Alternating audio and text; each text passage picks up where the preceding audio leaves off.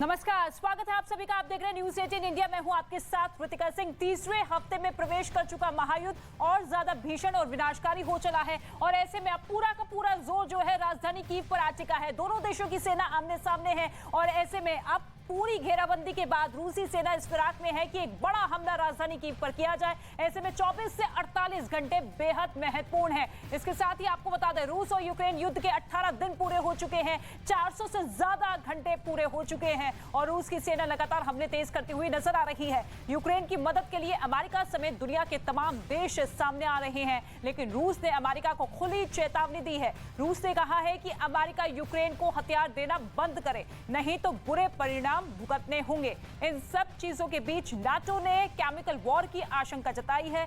Ukraine ने भी रूस को धमकाया और राजधानी कीव से दूर रहने को कहा है।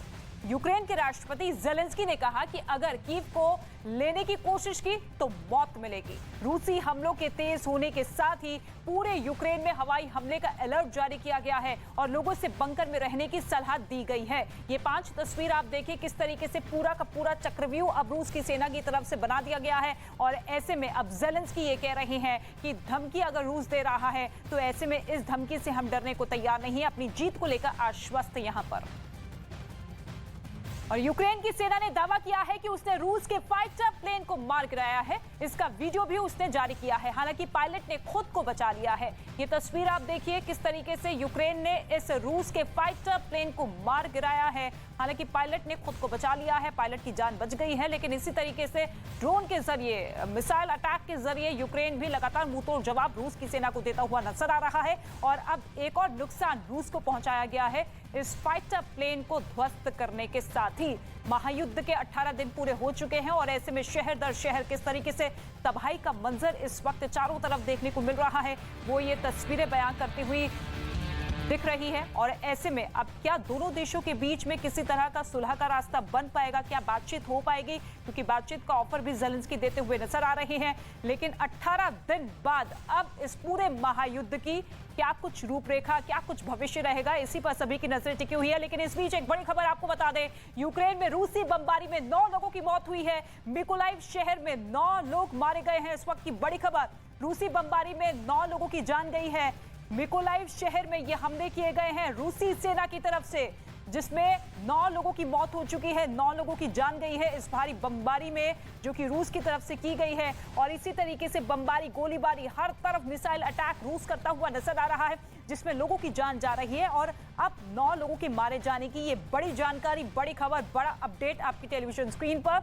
रूस की तरफ से बमबारी एक के बाद एक पूरी तीव्रता के साथ जारी है और ऐसे में लोगों की जान जा रही है। लेकिन दूसरी ही तरफ आप देखिए, अभी तक 20 लाख लोग ऐसे हैं जो कि अपना देश छोड़ चुके हैं, दूसरे देश में शरण ले चुके हैं। लेकिन कई लोग ऐसे हैं जो कि वापस लौटे हैं इस उम्मीद के साथ कि हम अपनी सेना की मदद करेंगे। लेकिन रूस और यूक्रेन के बीच जारी जंग के दौरान दुनिया रूस के राष्ट्रपति व्लादिमीर पुतिन के एक फैसले से नाराज है।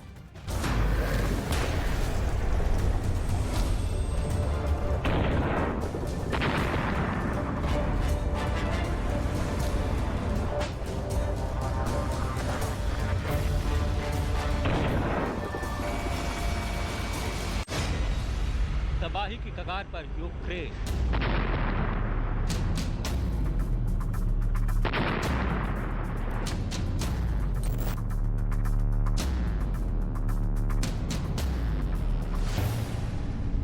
राष्ट्रपति पुतिन का नया ऐलान।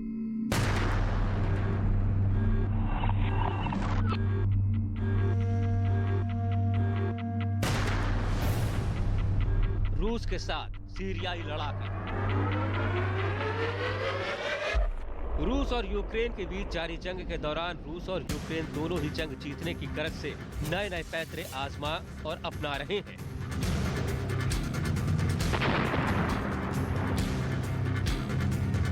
इसी दौरान रूस के राष्ट्रपति पुतिन के एक ऐलान ने पूरी दुनिया को चौंका दिया है। दरअसल राष्ट्रपति पुतिन ने यूक्रेन के खिलाफ जंग में रूसी सेना में विदेशी लड़ाकों की तैनाती को मंजूरी दे दी है। यानी अब यूक्रेन पर हमले में शामिल होने के लिए मध्य पूर्व और अन्य देशों से स्वयंसेवी लड़ाकों की रूसी सेना में भर्ती की जाएगी। रूस के रक्षा मंत्री सरगेई शोइगु के मुताबिक रूस के राष्ट्रपति व्लादिमीर पुतिन के इस फरमान के बाद अब रूस मध्य पूर्व और दूसरे देशों से उन लड़ाकों की भर्ती करेगा जिन्होंने सीरिया में ISIS के खिलाफ लड़ने में रूसी सेना की मदद की थी। रूस के रक्षा मंत्री सरगेई शोइगु के मुताबिक उनके पास 16,000 से ज्यादा ऐसे लड़ाकों के आवेदन आ चुके हैं जो रूसी सेना का साथ देने के लिए इस जंग में शामिल होना चाहते हैं।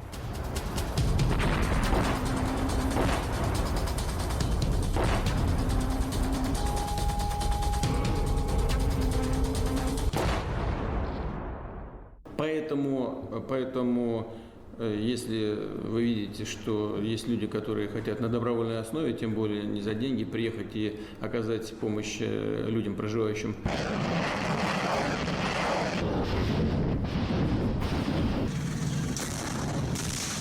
दरअसल शुक्रवार को राष्ट्रपति पुतिन ने रूसी सेना की सुरक्षा काउंसिल के साथ एक बैठक की थी। खबर के मुताबिक इस बैठक में राष्ट्रपति पुतिन ने कहा कि अगर सीरिया और दूसरे देशों के लड़ाके अपनी मर्जी से रूसी सेना का साथ देना चाहते हैं तो ऐसे लड़ाकों को डोनबास इलाके में तैनात कर देना चाहिए।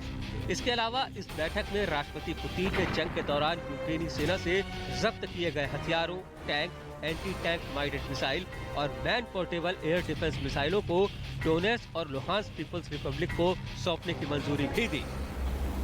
ये मर्सनरीज फोर्सेस जो हैं, जो अपने आप में बहुत रुथलेस मानी जाती हैं और बहुत ही खूंखार और भयंकर फोर्स मानी जाती हैं, ये बहुत ही खतरनाक काम है जो वो कर रहे हैं। उनको ये बिल्कुल नहीं करना चाहिए क्योंकि ये बिल्कुल इनह्यूमन वॉरफेयर होगी। साथ ही साथ वो एक तरीके का मनोवैज्ञानिक प्रेशर बना रहे हैं, दबाव बना रहे हैं यूक्रेन के ऊपर कि देखिए डॉनबास में अगर हम इस्तेमाल करेंगे तो हो सकता है हम कीव में भी करें। उस वजह से वहाँ के लोगों में आतंक रहेगा।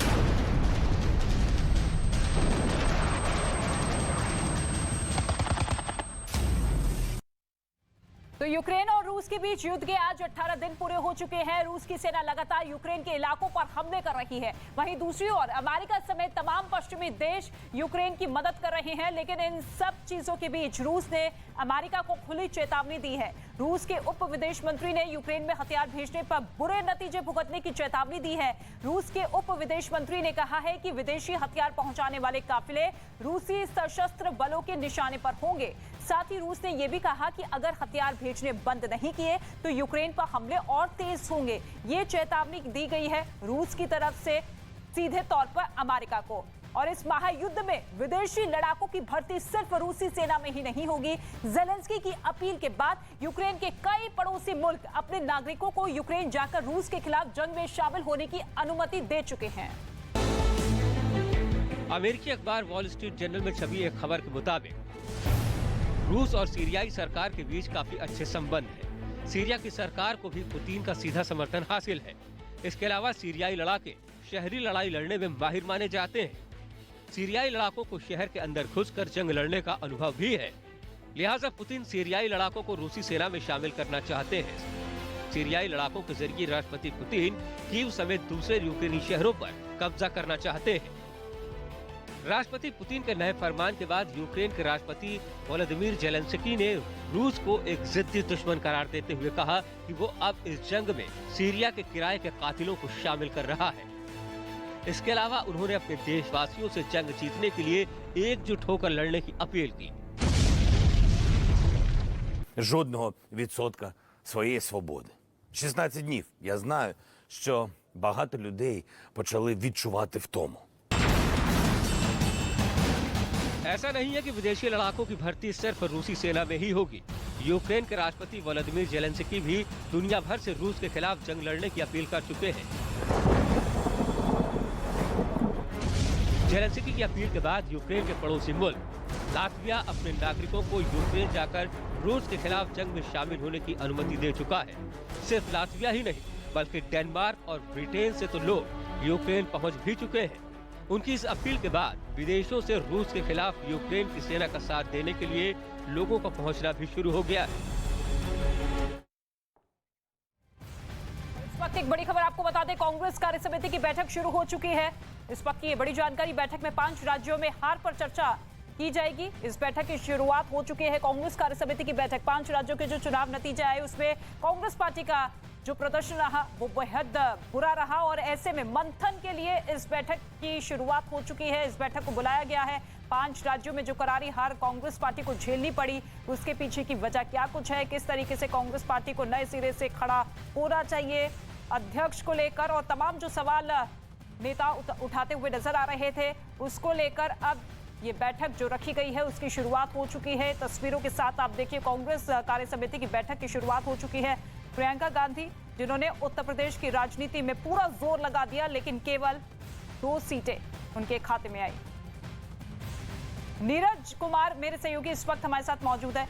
नीरज, जाहिर तौर पर जो चुनावी हार कांग्रेस पार्टी को इस बार के चुनावों में झेलनी पड़ी वो सबसे बड़ी हार रही। ऐसे में क्या लगता है कि इस बैठक से क्या कुछ निकल सकता है?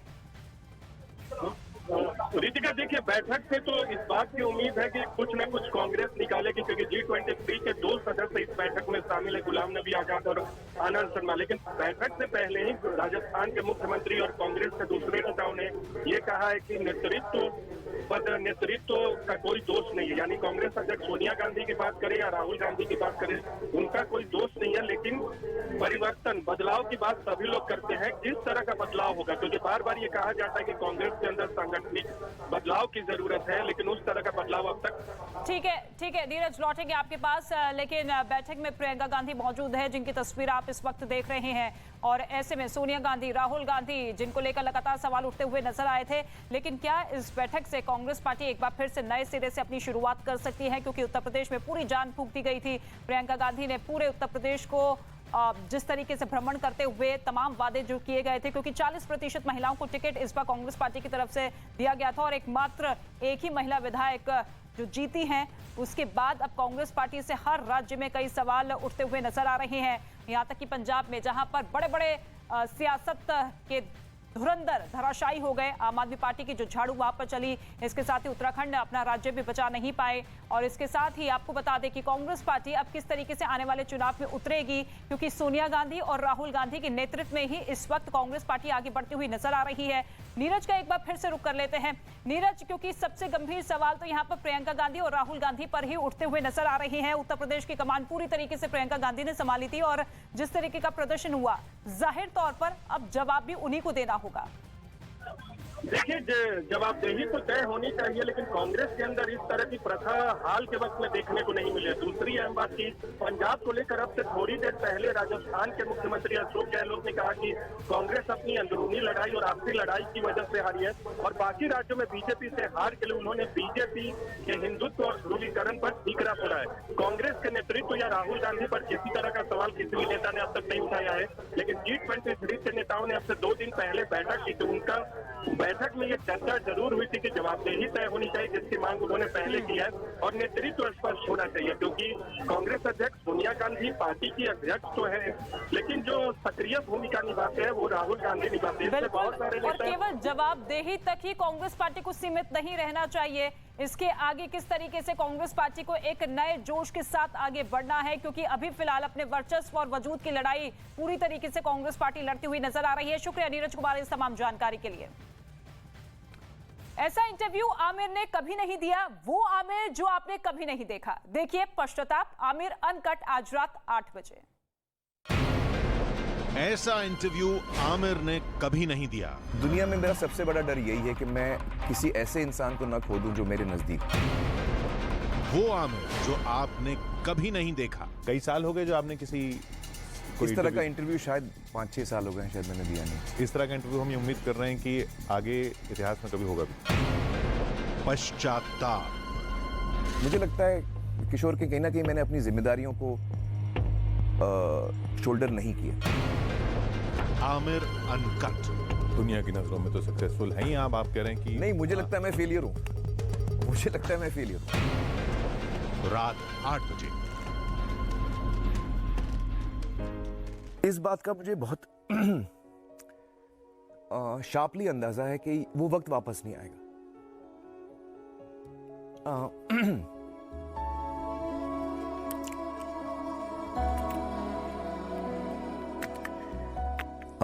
लेकिन जब उसको शायद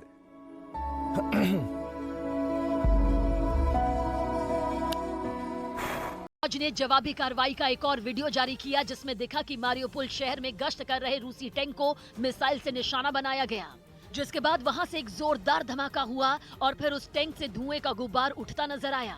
जवाबी कार्रवाई से गदगद ज़ेलेंस्की ने वीडियो के जरिए अपने सैनिकों का हौसला बढ़ाया। 4 доби. Міцний народи сталевої країни. यूक्रेन के कुछ और शहरों से भी जवाबी कार्रवाई की ऐसी ही तस्वीरें सामने नजर आईं। और इसके साथ ही यूक्रेन ने यह दावा किया कि बीते 17 दिनों से चल रही युद्ध में उसने रूस की सेना को काफी नुकसान पहुंचाया है। यूक्रेन की फौज ने इस पर आंकड़े भी दिए जिसमें बताया गया कि इस जंग में अब तक 12,000 से ज्यादा रूसी सैनिक मारे जा चुके हैं। और इसके साथ ही यूक्रेन की फौज ने यह जानकारी दी कि उसकी सेना ने रूस के 58 लड़ाकू विमान को मार गिराया और यूक्रेन के जवाबी हमले में रूस के 83 हेलीकॉप्टर को भी नुकसान पहुंचाया गया। दावा तो यह भी है कि उसने रूस के 362 टैंकों और 1200 से ज्यादा गाड़ियों को पूरी तरह से बर्बाद कर दिया।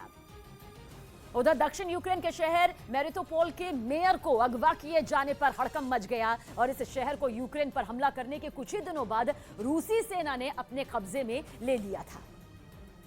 और अब यूक्रेन सरकार ने रूसी सेना पर वहां के मेयर के अपहरण का आरोप लगा दिया, जिसका एक वीडियो भी यूक्रेन की तरफ से जारी किया गया। इस वीडियो में रूसी सेना की वर्दी पहने कुछ हथियारबंद लोग मेरिटोपोल के मेयर को अपने साथ ले जाते दिखाई दिए। दावा किया गया कि रूसी सेना के सामने घुटने टेकने से इनकार करने पर उनका अपहरण किया गया, जिसकी जानकारी मिलने पर बड़ी संख्या में शहर के लोग प्रशासनिक भवन के बाहर इकट्ठा हो गए और उन्होंने मेयर को तुरंत रिहा करने की मांग की।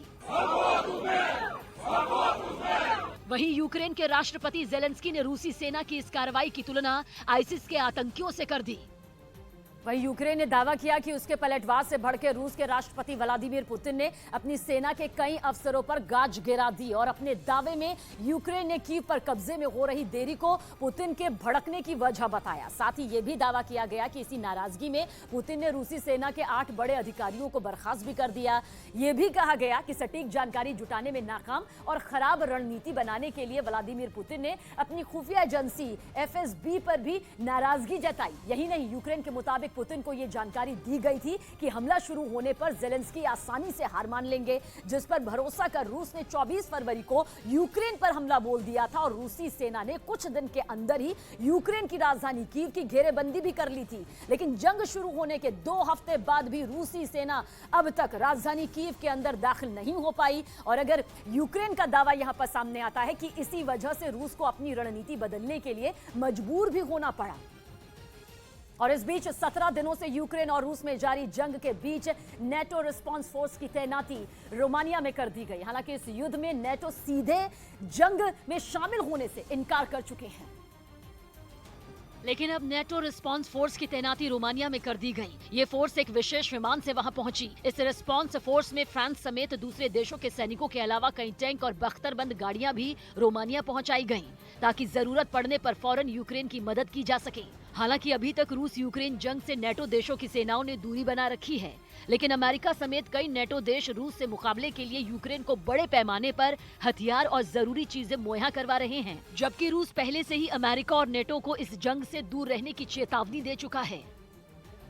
मगर पुतिन की इस चेतावनी का अमेरिका और नेटो पर कोई खास असर होता दिखाई नहीं दिख रहा है और अब तो नेटो ने यूक्रेन की रक्षा के लिए अपनी रिस्पांस फोर्स को एक्टिव कर दिया, जिसके तहत रोमानिया में नेटो रिस्पांस फोर्स की तैनाती भी कर दी गई। इस फोर्स में 30 नेटो देशों की बेहतरीन सैनिक होते हैं और एक सैनिक की तैनाती सिर्फ 12 महीने के लिए इसमें होती है और इसके बाद सैनिक को उसके देश की सेना में वापस भेज दिया जाता है। इस रिस्पांस फोर्स को रूस के लिए सीधे तौर पर बड़ा खतरा माना जा रहा है, क्योंकि अगर ये फोर्स यूक्रेन की राजधानी कीव की रक्षा के लिए तैनात की जाती है तो यूक्रेन को बड़ी सैनिक मदद इससे मिल जाएगी।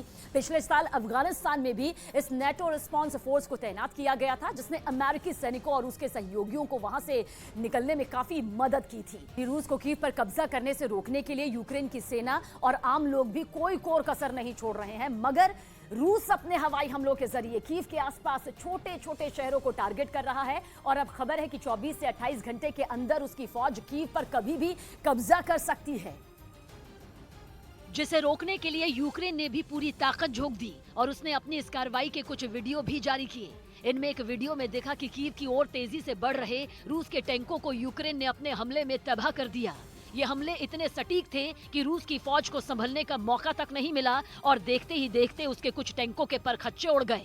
तो वहीं कुछ आग की भीषण लपटों में घिरे नजर आए। रूसी सेना के इस काफिले में शामिल कुछ टैंकों ने यूक्रेन की इस कार्रवाई से बचने की कोशिश की, मगर उनकी ये कोशिश नाकाफी साबित हुई।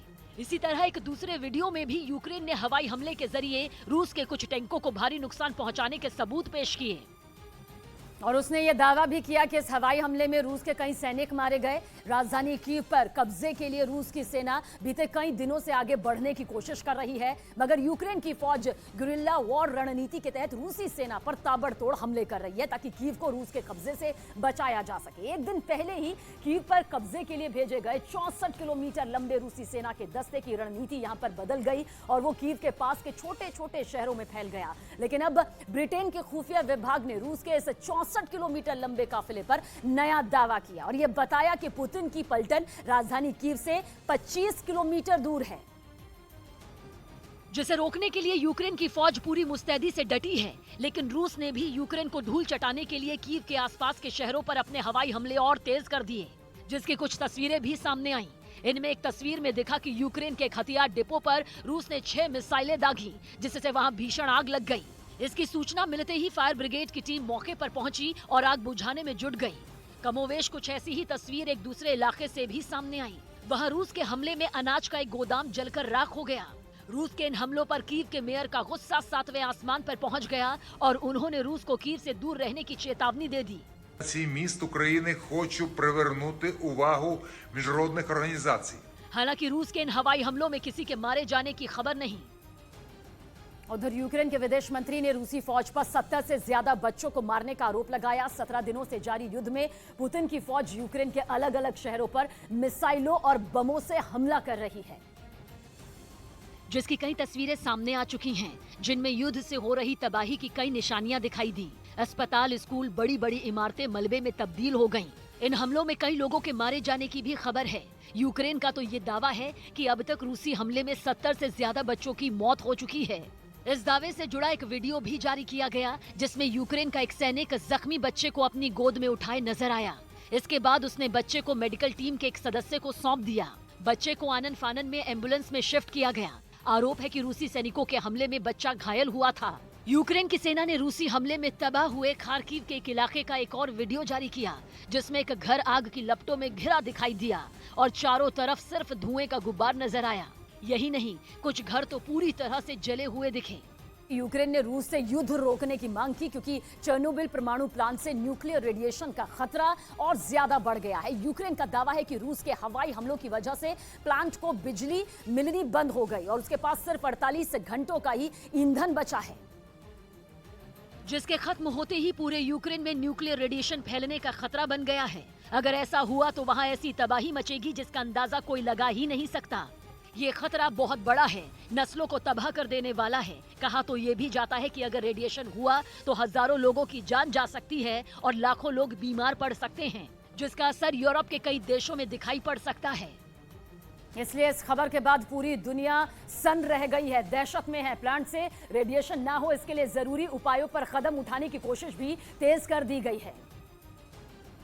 और यूक्रेन ने प्लांट में बिजली बहाल करने के लिए रूस से सीज फायर की मांग की, क्योंकि प्लांट के कूलिंग सिस्टम को चालू रखना जरूरी है और अगर ऐसा नहीं हुआ तो प्लांट से न्यूक्लियर रेडिएशन होना शुरू हो जाएगा, जिससे ऐसी तबाही आएगी जिसे पूरी दुनिया मिलकर भी नहीं रोक पाएगी। इससे पहले परमाणु ऊर्जा के शांतिपूर्ण इस्तेमाल के लिए काम करने वाली संस्था IAEA यानी इंटरनेशनल एटॉमिक एनर्जी एजेंसी ने दावा किया था कि रूस ने जिस चेर्नोबिल परमाणु प्लांट पर कब्जा किया था वहां से उसे डेटा मिलना बंद हो गया है।